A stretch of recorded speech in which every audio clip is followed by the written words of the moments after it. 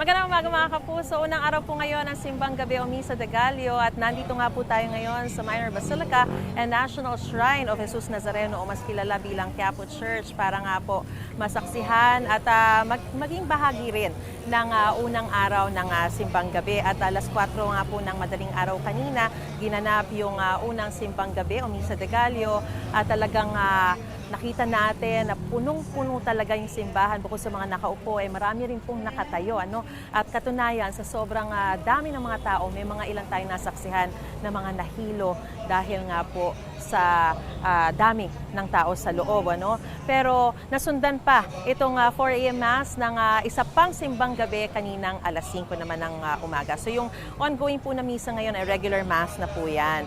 So sa kabila nga po ng malamig na panahon ay hindi naman po napigilan ng ating mga kababayan. So talagang tuparin pa rin itong pagsisimba, yung part ng Novena Mass o yung 9-day na misa. At para bigyan pa tayo ng karagdagang update at paalala na rin po kaugnay sa pagdiriwang nga po at pagiging bahagi natin ng Simbang Gabi, makakasama po natin ng live ngayong umaga ang liturgy head po ng Quiapo Church na si Ginoong Adrian Hapa. Magandang umaga po sa inyo, sir.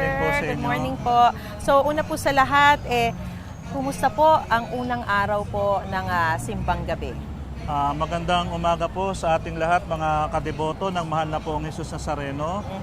Miss Maris, ngayong pong umaga o ngayong unang araw ng ating Misa de Gallo, ito po ay inumpisahan natin ng 4 a.m. and then 5 a.m. Ito po ay siyam na araw na paghahanda natin bilang pagunita natin sa Pasko ng pagsilang ng ating Panginoong Hesukristo. Okay. Ngayon, ang mga paghahandang ginawa naman po ng simbahan ng Quiapo, lalong-lalo na po ang espiritual na paghahanda ng mga tao, ay yung pagsisimba at yung pagsasakripisyo, pagising ng umaga ng mga tao. At meron din kami mga medical team na nakapalibot dito sa Quiapo kung sakaling magkaroon man ng hindi inaasahang pangyayari o mga nahilo. Gaya kanina po. Yes, may nahilo kanina yata. Kumusta po sila? Okay naman na nabigyan na naman ng pangunang lunas doon sa loob namin, sa medical station namin. At isa pa, yung police visibility dito sa paligid ng Plaza Miranda at paligid ng Quiapo Church ay pinapaigting yung todo talagang pag-iingat ng mga tao. Sir, meron po bang kaibahan ngayong taon kumpara ng mga nakaraang mga simbang gabi? Wala naman tayong kaibahan ngayon. Siyempre, tradisyon nating mga Pilipino, lalong dumadagsa yung tao dahil nga sa paghahanda nila sa Pasko, lalo na itong mga simbang gabi natin. Mas dumami ba yung mga tao ngayon? Kasi marami tayong pinagdaraanan. Sinasabi nila, normally pag maraming pinagdaraanan, talagang mas nag-a-attend ng simbang gabi. Siguro sa ngayon naman, ang mga umattend sa amin ngayon, crowd estimate namin ngayon, siguro mga nasa 2,500 yung namin.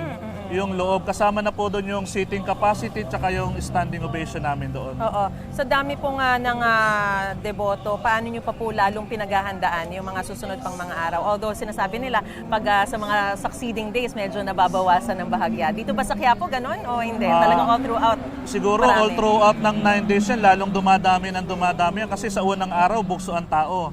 Sa pangalawa, ganun din. Yun ang naobserbahan ko sa tagal ko na po dito na nagsuserve sa simbahan ng Quiapo. Brother Adrian, kanina sa homily ni Father, sinabi niya sana raw hindi yung mga hiling natin ang motivation natin para mag-attend ng simbang gabi, kundi yung talagang si Jesus ang focus natin.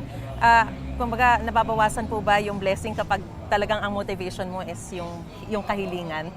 Hindi naman siguro kasi lahat naman na nagsisimba ng 9 days, ibig sabihin, di ba, yung may wish sila, may hinihiling sila sa ating Panginoon, o mayroon silang mga wish. Kasi yun yung tradisyon na natin na pag natapos mo ang siyam na araw, ay yung wish mo ay matutupad. Depende na lang yan kung ano yung binigay sa iyo ng Panginoon. Huwag mo natin mag-expect kung ano yung ibibigay ng Diyos, di ba? May paalala po ba kayo sa mga mag-a-attend pa, mga deboto mag-a-attend pa sa mga susunod para sa na mga araw? kadeboto natin na mahal na pong Jesus Nazareno, sa mga magsisimba dito sa Quiapo Church, ay paigtingin lang po natin yung kaligtasan. Huwag tayo masyadong magdala ng ating mga kagamitan. Bagkus i-focus natin yung ating pagsisimba sa mahal na Birhen at lalong-lalo na sa ating mahal na pong Jesus Nazareno. Maraming po salamat, Brother Adrian Hapa, sa inyo pong panahon at sa pagbibigay po ng enlightenment lalo dito sa ating pakikibahagi sa Simbang Gabi. Maraming salamat po. Thank you Siya po ang liturgy head ng Quiapo Church. Balik po muna sa studio.